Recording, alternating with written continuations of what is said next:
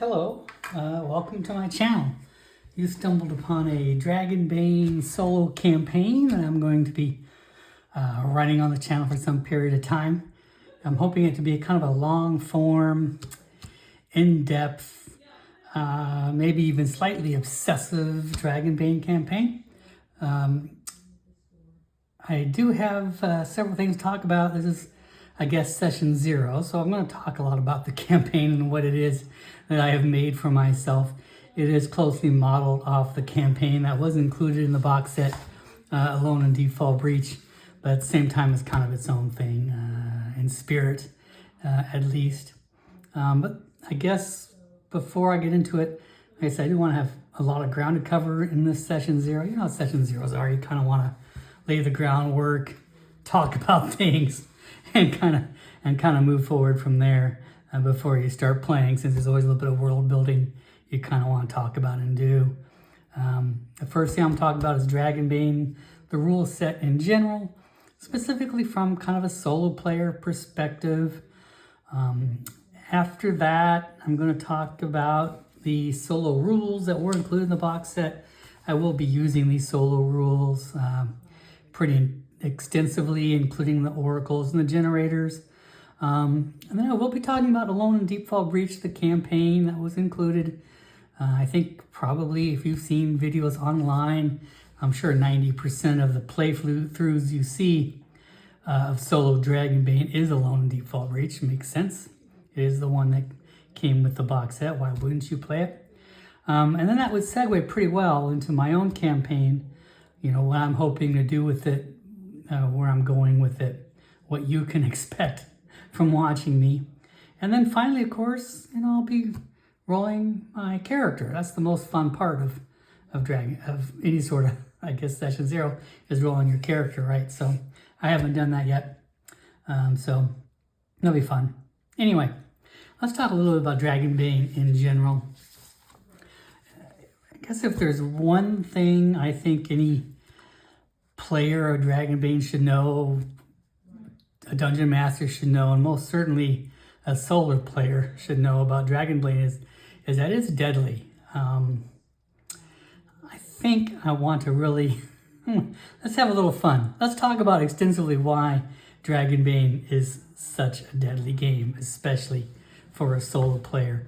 Let's set up a fun little scenario, shall we? Let's see. Get my stuff out of the way. Let's say, here you are. Here's our character. I think we're going to be playing an elven dancer. She just got off work at the club. She's on her way home. Let's briefly roll this character, shall we? I think we need to get some stats before I set the stage here. Dragonbane's like a lot of fantasy role-playing games, really any sort of role-playing game in general. You should be pretty familiar. They have an attribute bar. You've got your typical attributes here: strength, con, agility, and willpower, and charisma. No surprises there. When you roll your attributes in Dragonbane is also very typical. You roll 46, take your best 3. You know, you can choose a variety of ways, but that's the way I'm going to be doing it. Statistically, that comes to an average stat of 12. So for the sake of this scenario, let's say she has a 12 constitution. Your hit points are derived directly from your constitution. So she's going to have 12 hit points. Makes it easy, makes it clear. So the other thing you should know is kind of important when it comes to Dragonbane is your statistics, your attributes, they never change. What you roll at the beginning of this game, those attributes are going to be the same as they are at the end of the game, unless you have a dungeon master that decides to do something different. But in the core rulebook anyway, there is no way to change your statistics, unlike other games. Same goes almost for your hit points. Oh, where are they? Right down here. Here's your hit points. Same thing with your hit points, really. I mean, there is a heroic ability called Robust, which you can take to raise your hit points, your max hit points by 2. But outside of that, there really is no way to change your hit points in Dragonbane. So the hit points you have, 12, at the beginning of the game is going to be the same hit points you have however long you play the game, unless once again your Dungeon Master decides to create magic items or special rules or something, or you take that robust feat. So, for this little scenario, let's say your elven dancer, she's walking home from the club, la-di-da-di-da-di-da, bam, out of the shadows, a goblin scout armed with a short sword appears. Hey, Elvie, give me all your money. This is a mugging. Eek, says our elven dancer. Well, she's not too intimidated. Everyone knows a goblin armed with a short sword. Heck, that's an entry-level encounter right there. Pretty much every role-playing game, fantasy-wise, you've ever played always involves either fighting a goblin or maybe a giant rat. Okay, one of the two. Goblin, giant rat. That is your most basic, entry-level, first level, whatever you want to call it. Goblin Scout with short sword is about as basic an encounter as you'd get. She's not worried. She's above that basic encounter level. She pulls out a dagger. You're not taking it from me, Goblin. You want this money, you gotta come and take it. Well, at that very same moment, out of the skies, bam, plops an adult dragon. Neil. We'll say his name is Neil. Neil's been running around the countryside, you know, terrorizing farmers and merchants and stealing their money, you know, trying to increase his treasure hoard. That's kind of what dragons do. They love that treasure hoard. So he plops down. Hey, Elvie, I'm trying to increase my dragon hoard. Give me all your money. Eek, says our elven dancer. Now this is a whole other scenario here. Adult dragons, why that's that's in-game content right here. That's a whole another thing. You know, goblin over here, entry level. Dragon, adult dragon, in-game. She's a little bit more nervous. But all the same time, you know, our elven dancer doesn't take no crap from nobody. He says, go away, Neil. This is my money. I'm not giving it to this goblin over here. I'm sure not giving my money to you. Get lost. Well, Neil, the elder dragon, he could take her money. He's got some combat options. In Dragonbane, you don't really, monsters don't roll to hit. They hit automatically. This goblin, he's an NPC. He does actually have to roll to hit when it comes to combat, but not so much elder dragons. He has a d6 table he rolls on to determine the damage he does. Well, he could fire a dragon breath, and just roast him, but he's a little afraid that might burn up the dollar bill, so he sure that doesn't want to do that. So instead, he decides to use, I guess, would be his most powerful attack. He has an attack called, of course, Bite, Chomp. 40-10 damage. That bite attack does. That is his most powerful attack. Average of 40-10, 5, 10, 15, 20. Average damage from that attack is 20 points of damage. Our elven dancer here only has 12. I think you're already starting to see a tricky little thing right here. This dragon could easily kill her in one blow, rolling just average on his damage rolls. He automatically hits. So I think already you're starting to see, that's not a good thing.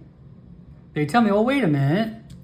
This is an in-game content. Well, as I pointed out, your elven dancer has 12 hit points. Now, she's going to have 12 hit points at the end of the game whenever you run across this dragon. So, without a doubt, she's going to want to do something to avoid taking that damage. Now, of course, things can get complicated. You can wear armor that reduces the damage you take. She's definitely going to want to dodge, evade that attack, or do something. She's not going to want to take that damage. And that right there is you're going to find the tricky part about Dragonbane. Most monsters in this game have powerful attacks. Frequently, if they don't kill you in one blow, they're going to kill you in two. Well, but Neil, he's a crybaby dragon. He's a Finitor. He's just looking for money. He goes flying off. Okay, fine, be that way. He goes heading out there. And that leaves her again with this goblin standing right next to her. He's been paralyzed by fear this whole time, his teeth chattering. But now the dragon's gone. As I mentioned, this goblin's an NPC. He does have to roll to hit. He's armed with a short sword. That short sword does a D10 worth of damage. Well, that's an entry-level monster. He can't kill her in one blow if he hits her, with a dagger. With a short sword. But pretty easily, only rolling slightly above damage. Just like most monsters, he can kill her with 2. Unless she does something. Now, the funny thing is, of course, our dragon here, we already determined dragons are crybaby loners. But the thing about goblins never travel alone. They always have friends. Suddenly, 3 goblins, even if they are wielding short swords, very easily can kill our goblin dancer our elven dancer in one turn. And you know what? That doesn't matter whether this is the first encounter of the game or the encounter of the game. I won't say three goblins equal 1 dragon, but for the effective purposes of your character, yeah, I think you get the point. Dragonbane is a very deadly game, so as a solo player, really as a player in general, I don't know how many Let's Plays I've seen where I've witnessed half the party get wiped out in the very first encounter in the campaign that came with the box set that involves you fighting, like, I think 4 goblins. I think it depends on the number of players you have there. Something like 4 goblins. You see half the party wipe out in the very first encounter of that game. And I don't know how many Let's Plays I've seen with solo gamers playing Alone Through the Deep Rock Breach who aren't super familiar with the rules. This is their first time playing. Understandable. They're just learning the ropes. But they set themselves up with an encounter with 3 goblins. Thinking, I'm a first level character. Most other games, this is no big deal. I can fight 3 goblins. And then they suddenly find their campaign cut very short. So one of the things as a solo player in this game, I would advise, 1, don't make all your counters combat encounters. I think, as a matter of fact, I saw a Let's Play solo campaign for Walona's Cave. He's a great streamer and a great artist. He had a wonderful Dragonbane campaign, but I don't know if it really technically had a single combat in that entire game session he ran, for Dragonbane solo. I think it was mostly skill checks and storytelling. Perfectly fine. But I'm just saying, if you are going to be incorporating combat in your game, just try to plan accordingly. Maybe not make all your encounters combat encounters. I'm going to try to run about I like combat in Dragonbane. I think it's a lot of fun. I'm going to be running combat, but if I can keep that down to about 40%, something like that, that's great. Even more importantly, you give yourself a way out. I don't know, haven't rolled my character yet, but you should plan accordingly about how you're going to get out of a fight. If you're a charisma-based character, you're going to be doing things like persuasion and bluffing to get you the heck out of that mess. If you're a agility-based character, maybe you're going to be sneaking past that combat rather than getting involved in it. If you're a strength-based character, well, I hope you have a lot of armor or something going on. Either way, you need to plan ways out. You better believe when it comes to combat encounters in this game, I'm going to do the best to give my character every possible advantage that I can. I do want to play honest with the dice. I'm not going to fudge dice rolls. Bad things happen. That kind of stuff happens. But if at all I can, you better believe I'm going to be using every trick I can. I'll be setting up terrain to my advantage. I'm going to be tossing down improvised weapons like they're going out of style, because some of them can be quite good and give you an advantage in this game. And I'm going to be doing everything I can to give my character every advantage in combat. I think it's just the smart thing to do if you're going to fight it. And of course, worst case scenario, things come down to it, flee. Just flee. I saw a Let's Play a while back where the characters got involved in a fight and they were losing horribly. And that dungeon master tried so hard to get them to run away. He tried so hard. And they just wouldn't do it. They just dug in, kept thinking there's a way they can pull this off. Some of their characters have been dropped down and back up, down and up. They were out of everything. They wouldn't play. He finally ended up just kind of giving it to him, because otherwise that game would have been over, because they refused to run. Don't be afraid to run if worse comes to worse. Okay. That's enough about that. I had to really beat that point to the ground. I really, really did. Let's talk about the rules in general. Let's talk about some other things besides that. I think you got a glimpse of how I plan to survive a long-run, long-term solo Dragonbane campaign with combat. We'll see if it works out. Let's keep our fingers crossed. Let's just talk about some of the general stuff in here. Rolling your character to begin with. I'm not really doing a review. I'm not really doing a Let's Play. But I just want to kind of cover some couple grounds, because I've got opinions. I like to share opinions. You're going to find that. I will try to play more than talk when we hit session 1. I promise. I like all the races in Dragonbane. I think they're all great. I'm sorry, kin, I guess we call them. But they're all really good. They all got special abilities. All the abilities of all the kin in Dragonbane are very good. I got no faults with them at all. I really think if you want to roll, your particular kin you want to play, you want to pick one, I think go for it. I don't think you're going to be unhappy with any of your kin choices. Just some abilities may appeal more than others. But like I said, I think they're all really good. But professions, on the other hand, are you sitting down? You may want to sit down, because I'm about to say something kind of shocking. I don't want you to faint from shock when I say the following things. So make sure you're in a safe place. I like all the professions as well, but all the heroic abilities by all the professions are all crap. Every one of them. There's not a single one of them that's really worth a damn. Especially for a solo player. For a solo player, nearly half the heroic abilities in here by a profession is completely and utterly useless. Take, for example, right here I'm on a bard. Take the musician ability, allows you to buff your allies or put a bane on your opponents, and only lasts till your next turn. And technically you only get one turn. So I buff myself. I don't get to go again. The monsters attack. It's completely useless. The solo campaign allows you to choose two different goals, but either way, it's not great for a solo player.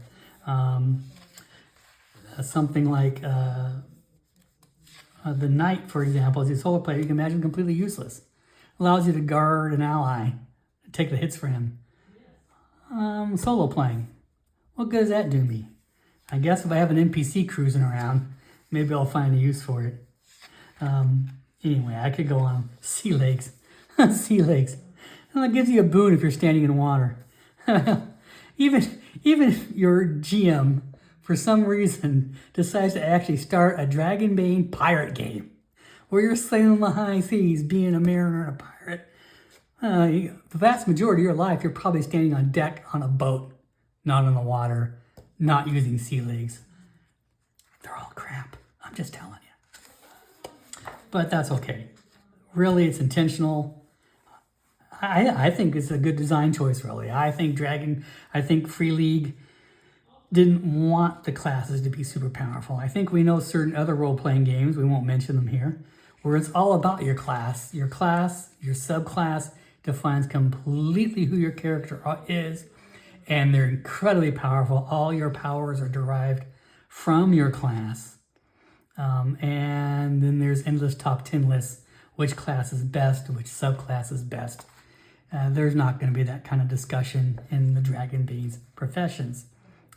I think that's fine.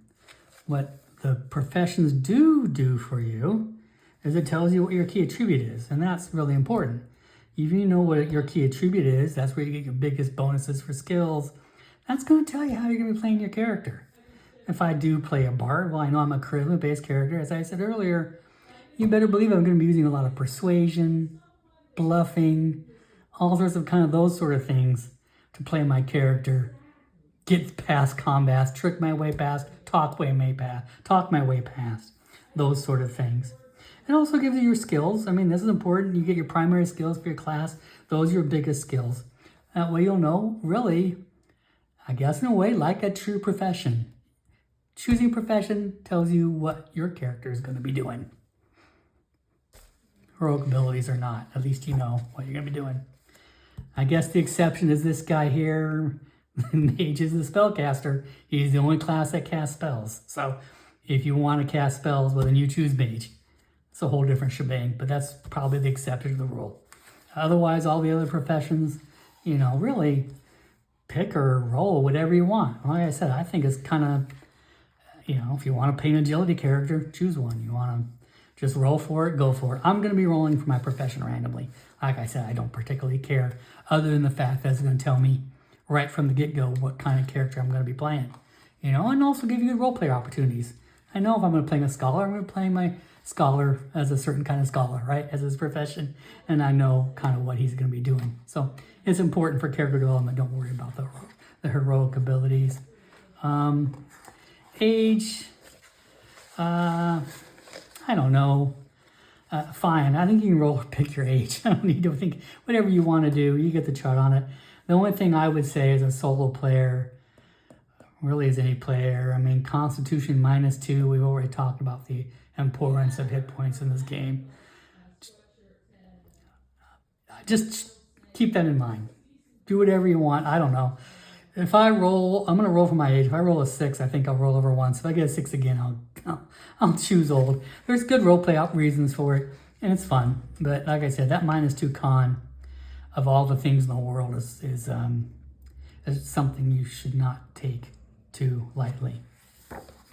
Anyway, I think that's about it. I think all I want to talk about otherwise, I'll definitely be, you know, some of the alternate rules. For the most part, you know, these things in blue text are all kind of your alternate rules. I'll probably be keeping most of them. I'm going to roll a weakness. I'm going to roll for a memento. I think they're fun. I think most of the heroic are the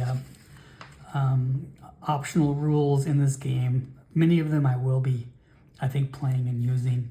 There's maybe some I'm not going to use. I don't know. We'll kind of go through them, I think, as I start playing and they start coming up. We'll deal with them, you know, as they come in on it.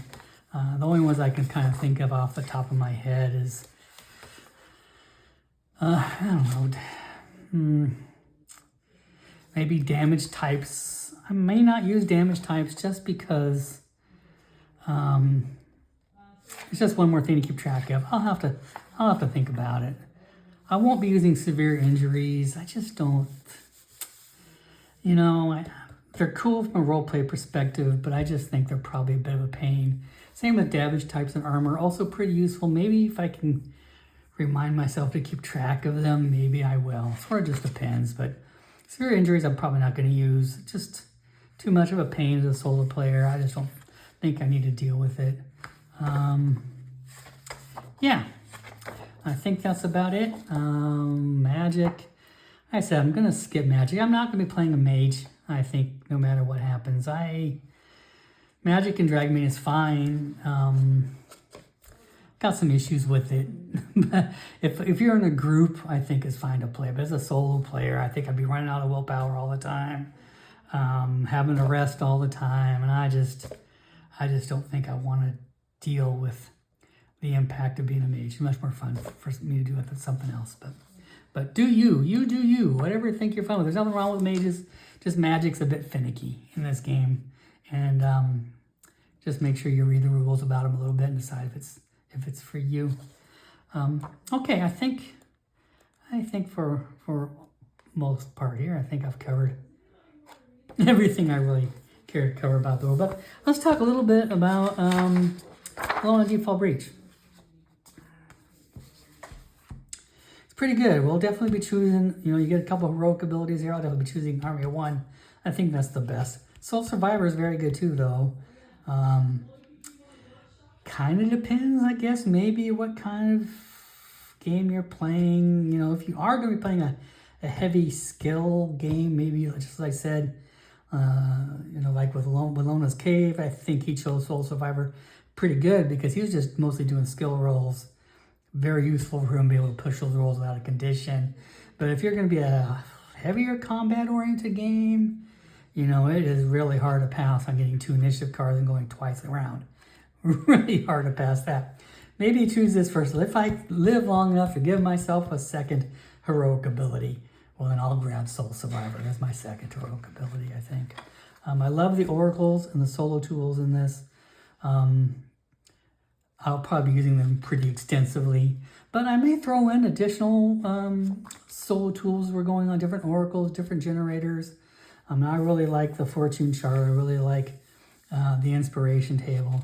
I do like, I haven't used NPC reactions a whole lot, but we'll try some of that as we play it and see how things go from there. I definitely like the subtables, the area tables. Anyway, I like all the tables when it comes in here.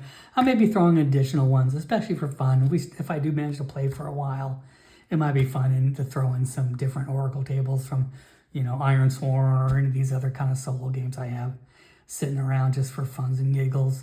I did forget, I wanted to mention a house rule now that I think about it. So, wait a minute, let's go back to this core rulebook just for a second. I want to mention one house rule I'm going to be including in here. One of the biggest complaints I think people have about Dragonbane, at least I hear rumbles at time to time, is kind of the rather funny thing. Dragonbane is not a low magic game. Dragonbane is a full-fledged, I don't know if I go so far as say high fantasy, but it is definitely not low magic. I think when you go and read their adventure set out here, there's a town trapped inside a magic time-haltering bubble where people can't escape. They're trapped in time. That's one of the entire scenarios that you get in the adventure set that comes in here. It's not a low magic game. You run into demons, dragons, all sorts of nasty monsters, all sorts of crazy magic at play.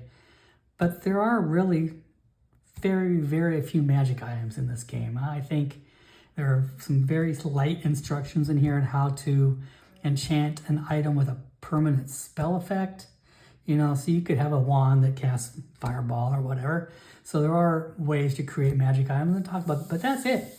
That is the very basic that it ever talks about in here when it comes to magic items. It has no other and further words on the subject. The solo campaign rewards you at the end of the entire campaign with a magic weapon. In that adventure set book, which I talked about, that comes with Dragonbane, there's maybe 4 or 5 random magic items in that particular game that you can acquire through the course of that game. But it's rare. But treasure cards are not rare. Treasure cards are very common. Matter of fact, I think the rules talk about, you should be giving yourself 2 to 3 magic, treasure cards, per adventure.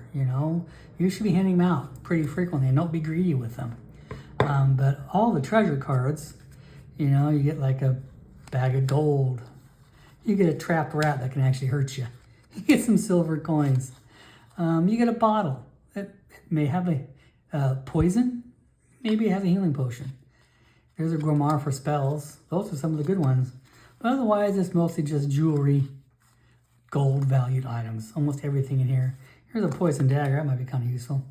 But yeah, pretty much it's just gold or items you can sell for gold or a weapon. I think the best thing in here is clothing, a pair of boots. Cool, pair of boots. An instrument. Anyway, so the house rule I'm going to institute, however, to myself, I think. I am going to be handing out magic items as recommended through the course of the campaign. I'm going to try something to see if it works. I don't know if it'll work or not, But I think when I draw a card and reveal the card to myself, I'm going to roll a d6. If I roll a 6, I'm going to transform that item into a magic item of some sort. I'm going to try to kind of make that magic item to be, I guess, equivalent sort of roughly to the value of the card I draw. If I draw a copper coins card and I roll a 6, I'm going to make it a very minor magic item.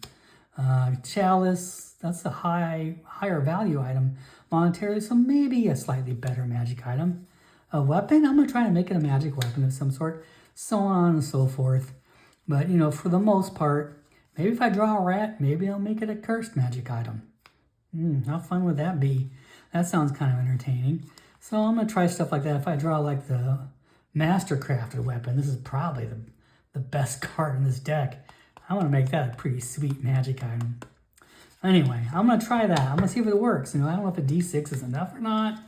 I'm thinking so. If I give myself 2 to 3 cards per, you know, section, chapter, whatever you want to call it, you know, hopefully by, I want to say 6 sessions in there, I should have at least a minor magic item. I don't know. Tell me what you think, guys. You think 1/6 is enough? I think so. I don't want to go crazy with the magic items. I want most of them to be pretty, you know, fairly simple and mundane. I want the really rare, powerful stuff to be really rare and powerful, but I do want magic items in my game. That's probably the most easiest way to get it. Okay. I forgot about that. Anyway, moving on. Surviving solar play. Once again, just like I was talking about, combat is tough for a solo player. Avoid combat through negotiation, guile, and subterfuge if possible. When forced to fight, use special attacks and heroic abilities to your advantage. If you gain the upper hand through tactics or terrain, award your character a boon. If all else fails and the fight turns against you, flee. That should probably be the first thing anyone reads when they're creating or playing a solo play game for themselves. We'll be using the healing rules, by the way. They're pretty great. Let's move on to the Alone Deep Fall Beach campaign itself. My book, you can tell I've gone through this so many times. I don't even know where the first page of it is anymore. Here it is, the Reforged Shard. I have styled my campaign very closely off of this solo campaign in the box set. I like it. And it's kind of the way I wanted to style it when I wanted to create my campaign. Much like the Reforged Shard, I have waypoints, which I have made for myself. These waypoints have some that I've already written, some that are unknown, which we'll roll oracles for live when I'm playing to come up with. I like that. I think it's a fun mix. I like that. I don't know. It's just a different mindset. You know, when you have a little bit of a hook written out for you here, it gets your mind thinking in a different way, at least for me, than when I'm starting from scratch and I'm rolling off the oracle and then creating a hook like that. You know, I don't know, those extra steps involved in rolling off the oracles, you know, I guess my mind approaches it differently. So I like having a mix of both. I think it's a fun way to do a campaign. Like I said, I do like the waypoint style. It just moves you from one point to the next in a very, you know, kind of efficient way without having a lot of downtime. And I like, well, I was torn on the threats, to be honest with you. I had to think long and hard about the threats. The threats in this are very dangerous. This very first threat where you get ambushed by 3 goblins. Oh, what did we just talk about? Didn't I just have an example with 3 goblins on it? Possibly doing 30 points of damage in a single round. Yeah, you know, these threats are serious in here. And I wasn't really sure, you know, if I wanted to include them in the end. I did. I think they do add a little extra bit of fun because you get something thrown at you at a moment's notice when, you know, if you guys know, like I said, this isn't really a tutorial. I'm hoping you guys know Dragonbane well enough, know how it works, but certainly the way in this campaign setting works, you know, you have enough failures. As you walk into this, you fail a lot. You roll some bad dice. You have to rest. You take too much time. These threats trigger after a certain period of time. So I liked having that kind of idea of a threat triggering on you at your worst moment when you're not expecting it, and then having to deal, with whatever it throws at you. So I did want to keep the structure. I also like the chapter structure. I like the fact of having, 5, 6 waypoints, a chapter. A chapter break's kind of nice because you end a chapter break, that's a chance for you to rest, go roll your skill ups if you've got any, level up, get your character re-equipped if you need to get, a little more food and water and rest. It gives you a little breather to get a chance to do that, while you're playing the game. So I tried to keep this format pretty well, but otherwise, even though the format is very much the same as this, the philosophy of the game I'm playing is going to be very different. So I think I'll talk a little bit more about my campaign, about the philosophy of that campaign and what I'm going with. And then, of course, after that, we'll move on to character creation.